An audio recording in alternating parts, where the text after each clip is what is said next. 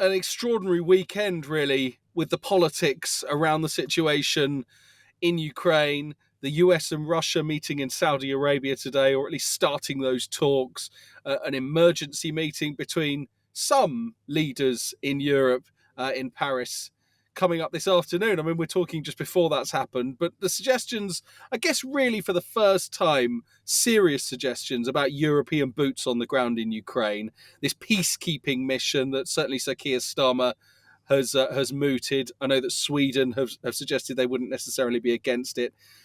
How would a peacekeeping mission like this work? What would it look like? Well, Toby, first of all, thanks for having me back on. Secondly, it's very difficult to know before you see what the peace plan is. Cast your mind back, Toby, to the years in the Balkans in the 1990s when we had things like the Dayton Peace Agreement, very detailed plans with a military annex extending into hundreds of pages, which defined very clearly the obligations of the different parties, disarm, take away heavy weapons, remove troops, create a buffer zone.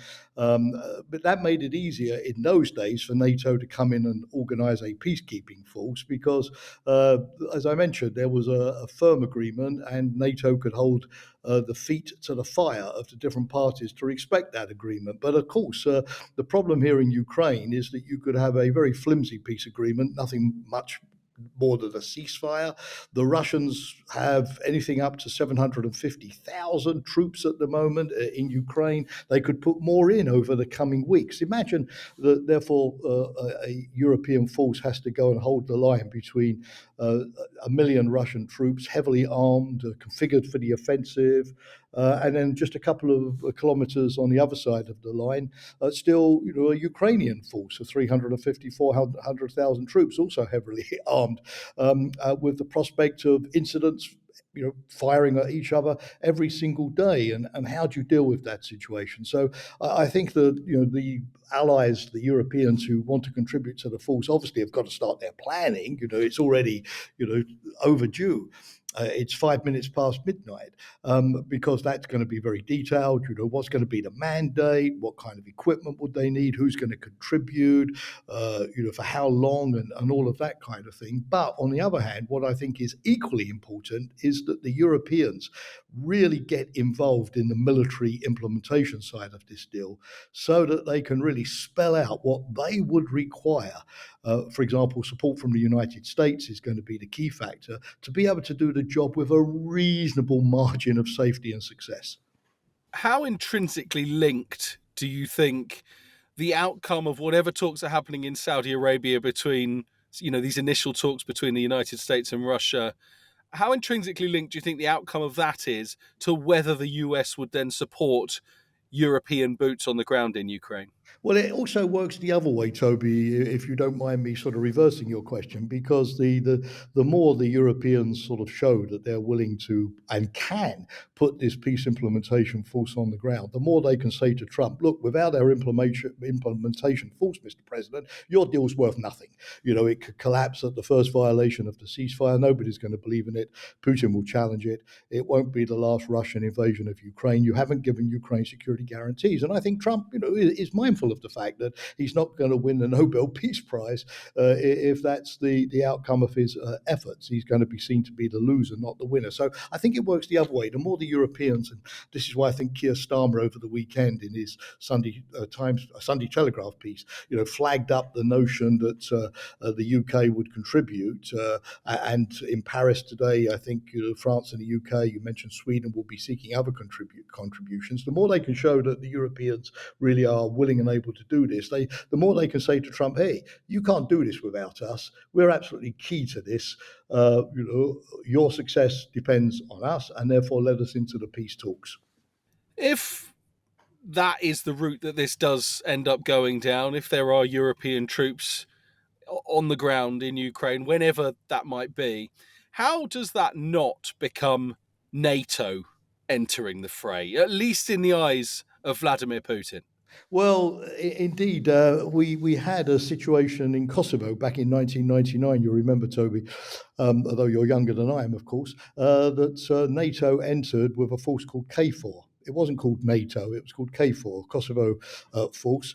And Milosevic, who was the one who at the time gave in and agreed to that peacekeeping force being deployed, he knew it was NATO, but to save face, it wasn't called NATO, it was called KFOR. And indeed, Russia participated then, unthinkable, of course, today. So I agree with you that Putin will not want the idea of immediate NATO membership for Ukraine, which the United States seems to have ruled out now in any case, and certainly will not want the thing to have too much of a kind of NATO flag being waved up front. But I think it will be NATO in anything other than name. That's to say that it would obviously have to be planned through the NATO command structure. It will have to use the NATO logistics system. It will use NATO communication standards, NATO satellites, NATO interoperability, NATO integrated ballistic and air defense, to the extent that the Americans also provide a backup role in terms of logistics, intelligence reinforcement. That will also, of course, increase the NATO involvement. I mean, how can you plan this force if you don't use the 3,000 military planners at shape in the NATO command structure? So I think at the end of the day, going back to my Kosovo president, some sleight of hand will be devised, which will allow sort of Putin to claim it's not NATO. But as far as the Ukrainians are concerned, in terms of their belief in the force, the credibility of the force, it will be NATO, and I think that's going to be sort of, in terms of semantics, an interesting thing to look out for. Jamie, the Kremlin's response to this, quotes from Dmitry Peskov, the spokesman for Vladimir Putin. Peacekeepers in Ukraine is a complex issue, but no meaningful discussions have been held on this so far. That is within the Kremlin. I wonder exactly what you think that means. Surely Russia simply doesn't want it. It hampers their bid to do what they want to do in Ukraine. So why not just say, no, we are not prepared to accept that? Well, I think clarity from the United States is going to be key here. I mean, the Americans have, said in Munich over the weekend, and Marco Rubio since, not only that they will involve Ukraine and the Europeans, although the framework still has to be sorted out, but they want a lasting and durable peace. They even signed up to that in a statement of the G7 on the margins of Munich, which was positive. And they certainly have not so far accepted Putin's suggestion that Ukraine should be demilitarized and be left with a tiny army. In fact, the problem for NATO is that if the Americans accepted the demilitarization of Ukraine, you'd need 500,000 NATO soldiers in Ukraine to compensate for the fact that there would no longer be a Ukrainian army defending the country. So I think the articulation between the Ukrainian army, the size, the support that we continue to give that to be a fully fledged deterrent, well-equipped force, and the international peacekeepers, or I think peacekeepers is a bit of a misnomer, frankly. I think it's going to be a heavy military deterrent force. But that articulation is going to be key, because both of them, Ukraine and the international European deterrent force, will have the responsibility to protect Ukraine against possible future Russian advances. So here is an area where the Trump administration have to show firmness. They've already made suggestions about NATO, about territorial concessions and all of that. Okay, but they've also said that they feel they're strong enough to get concessions out of Russia. It's not going to be all one way. All right. Thank you. This is what I think people want to hear. But this is an area where they absolutely have to do it. I mean, clearly what Putin is going to do is press for a return to the status quo ante. Toby, you remember in the days of the Russian incursion into the Donetsk after 2014, when you had Organization for Security and Cooperation in Europe observers, not even peacekeepers, no weapons, except very lightly armed and equipped, only for self-protection, no heavy vehicles, in a very vulnerable position, just a couple of hundred. What they were doing was essentially counting ceasefire violations, and were unable to stop Russia, of course, advancing in with a full-scale invasion in 2023. So Putin would love that kind of solution. But here is where, backed by the Europeans, the Americans, I think, have really got to show firmness in pushing back. All the more so as Ukraine is hardly likely, as Zelensky said at the weekend, to give America sweetheart deals on minerals and access to raw materials if the United States doesn't give those security guarantees in return. return. So, Trump says that he's a great negotiator. So this is going to be the test of whether he really is a good negotiator and can handle Putin rather than be handled by him. If he can, and he, gets perhaps a better agreement through Russia than many anticipate, do you think that that gets Europe to back down, or has this whole last 4 or 5 days been actually a wake up call to Europe with regards to Ukraine, and perhaps they might need to make some sort of, I don't want to call it an aggressive gesture, but you said yourself, peacekeeping might be a soft term for what ends up happening. Do Yeah, you think that this is likely now?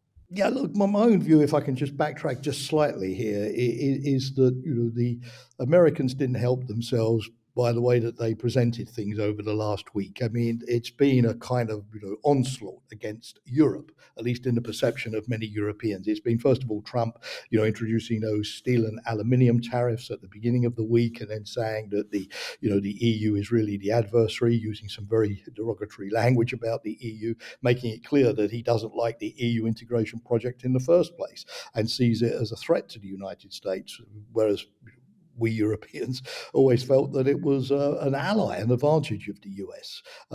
That's not helpful. Then, of course, we had Hegseth, the defense secretary, come to Brussels and talking about doing less in NATO, Europe having to stand on its own feet, America going to the Asia Pacific, plus, of course, the concessions on Ukraine. Then, of course, we had J.D. Vance declaring a culture war against Europe in Paris, refusing AI regulation, refusing the European approach, criticizing the Europeans, then going to Munich and doubling down with a speech accusing the Europeans of not respecting democratic rights, the will of the voters, not even saying that religious freedoms in Scotland are not being observed.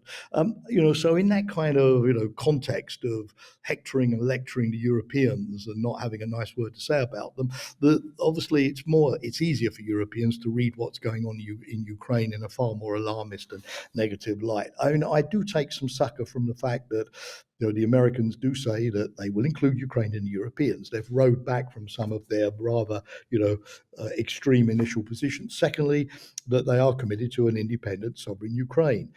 Thirdly, that they will take security guarantees seriously.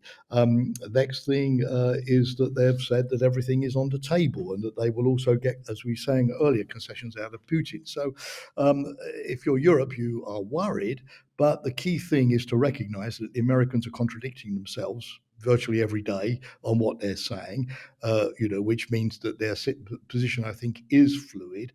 And when they get real pushback from the Europeans and Ukrainians, as they did at the weekend, they moderate their position. They're much, much milder in what they now say, so they may not seem to be listening, but I think they are listening. So European unity, I think, is the very, very key thing at the moment, and a very clear message as to what the expectations of Europe as well as Ukraine in this whole process are. It's clear that Saudi Arabia is not going to settle the deal, all the more so as the Russians are talking about, the whole relationship with the United States, sanctions, trade relations, Iran, Middle East denuclearization.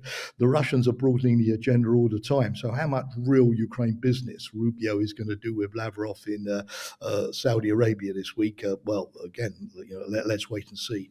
On the basis that it needs strength in numbers, I guess, through Europe, unity as you describe, how much of a problem is it that 20 EU leaders were not invited to this meeting in Paris? I mean, Giorgia Meloni, one of those that's going, was among the critics of that fact.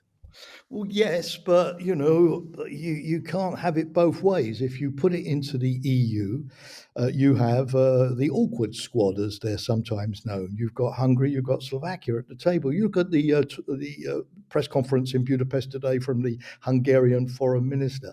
He's accusing the Europeans of being warmongers for assisting Ukraine, for having a meeting on sending troops to Ukraine. He thinks that peace will reign all by itself, and not being sufficiently aligned with Trump. So, the awkward squad don't serve themselves, quite frankly, in terms of being trusted and being involved in the talks by their obvious pro-Russia stance.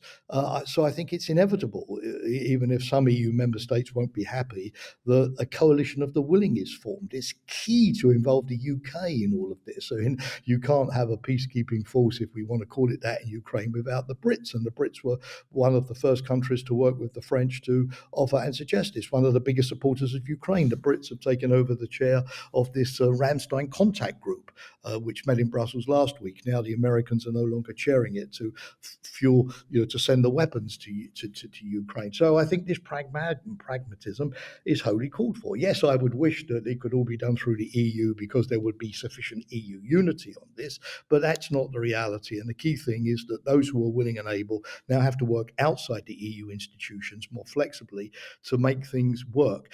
On the other hand, the EU is not out of it. Ursula von der Leyen is going to be at the meeting, as well as Antonio Costa, the EU president. And von der Leyen at the weekend in Munich said something extremely, extremely important, which wasn't picked up in all of the hullabaloo about the US-European relationship. She said that the EU will now suspend its debt calculation, its deficit calculation for those countries who spend more on defence, thereby creating a mechanism for deficit spending in the EU, which will help countries like Germany and France and others to invest more money in defence. So the EU can certainly play its role in terms of financing and defence industrial production. On the other hand, let's not exaggerate either, because Denmark has been invited into Paris, and Denmark says that it will represent the Baltic states and the other Scandinavian countries. It has a mandate, if you like, to speak on their behalf. So, the EU is a flexible instrument, and I think in Paris, the majority of European voices, particularly the major countries,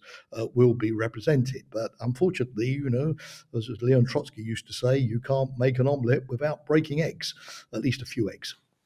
You talked about the fluidity of the US's position.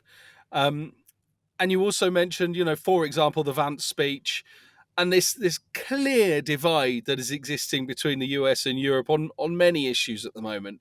I wonder, when it comes to sort of final decisions on this, whether it almost depends on what side of the bed Donald Trump and JD Vance get out of, on that particular day, with how they're feeling towards Europe and whether they feel a little bit softer towards Russia on that. I mean, they're so impossible to read at any given moment, aren't they? Well, they are.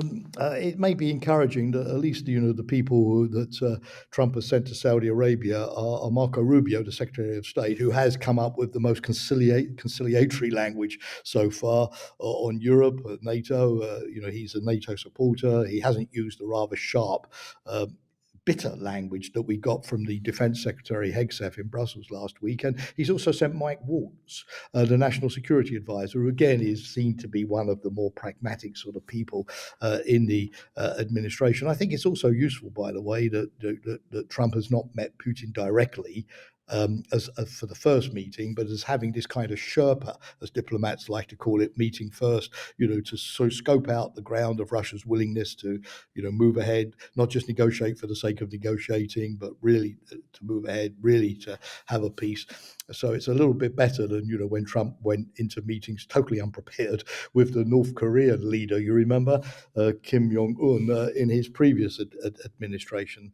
The other thing I thought, Toby, in Munich, which was helpful, was that there were a lot of Republican congressmen there, like Lindsey Graham and others, and they weren't clearly altogether happy with the language of the administration. Graham was talking about NATO membership for Ukraine if Putin invades again. Some of the Republicans criticized the Hegseth for his initial performance in Brussels, thinking that, he'd been bit of a rookie in messaging and then having to pull himself back the next day. I know that the Congress is not exactly the focus of resistance to the Trump administration, particularly not the Republican Party. But you did clearly see that some senior figures were not altogether happy with the call. So you're right. I mean, it's going to be a rough ride. We'll have to wait and see how we get on. But as I've said, so far the lesson seems to be that, when you push back very firmly against Trump, think of the Chinese with their counter tariffs that went into operation immediately. We haven't heard much from Trump on China since then. The Canadians pushing back and Trump, postponing the tariffs for a month. The Mexicans doing the same. The very firm response on Greenland. Even in the Middle East, Trump is now getting a very firm pushback from many of the Arab states on the plan to take over Gaza. He does, sort of think again and moderate the tone. And again, we don't know. It's going to be a rough ride. But we've got to be united, and the levers of influence that we do have, like, hey, you can't implement your peace deal without us, are levers that we have to play intelligently and effectively. I just want to ask, first of all, if this peacekeeping mission were to happen, I wonder when you think that might be, and two, we know so much that these nations, even if they're struggling to find a way to spend more on defence, possibly most of them in Europe admit that it would be ideal if they could. Can they afford a sort of long term peacekeeping mission in Ukraine with the current and recent levels of spending? Well, I'll answer your second question first, if I may, very briefly. Well, it's going to require budgetary shifts. So, for example, if the Europeans spend 5% of their GDP on defence, which Trump has been calling for, that would represent 750 billion euros more of defence spending. And I'm talking just for the EU here, not for the UK, a year. For Germany, it would be half of German federal spending. And therefore, can you do it? Yes, but only if you put less money into pensions, into the NHS, into social welfare, education. Rachel Reeves in the UK would have to severely revise her budgetary forecast to do that. But the Europeans think that in order to sustain American support for NATO, in order to defend themselves, this is an existential sacrifice that simply, like in World War II, has to be made. I don't know. The jury is still out there. But yes, it can be done, but not without that trade-off and costs. Others will point out that, of course, during previous periods of danger, like the Cold War, defence spending was around 6 to 7% of GDP, and far greater proportionally than social welfare spending, which is now 5 times what higher. So there has been, of course, in peacetime, after the end of the Cold War, this enormous shift. And do we now need to go back to an earlier paradigm? This is not going to be easy, because some countries with coalition governments, like here in Belgium where I live, are going to find it far harder to make those tough decisions than governments like Keir Starmer's with a secure parliamentary majority. On the other hand, I think there will be, regarding Ukraine, some difficult debates between countries like Poland and the Baltic states, who will be worried that peacekeepers in Ukraine will come from the NATO battalions currently stationed on their territory, like the Brits in Estonia, and therefore, by pushing the line forward into Ukraine, we'll leave NATO territory covered by the NATO defence guarantee more vulnerable, and so spending on both, both reinforcing NATO while at the same time having this force in Ukraine without taking big risks, like we can afford to leave ourselves more vulnerable in Eastern Europe because we're now moving into Ukraine. Those are going to be very difficult strategic decisions. The other thing, of course, is to get a large number of countries involved so that you can do rotation. If the burden falls, on the UK and France, with others, providing only a couple of percent of the troops, budgetarily speaking, that's going to be more difficult. So even those countries that don't participate should cough up in terms of the funding. And that's where the EU solidarity mechanism, I think, can be brought back into play, Toby.